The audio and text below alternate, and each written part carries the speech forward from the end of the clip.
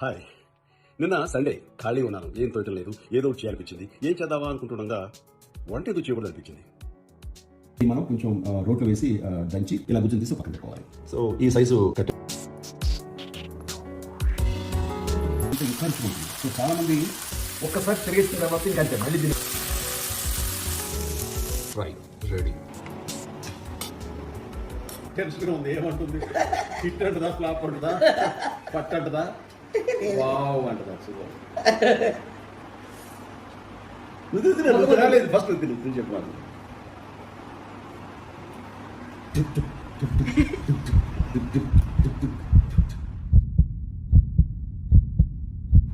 చాలా బాగుంది.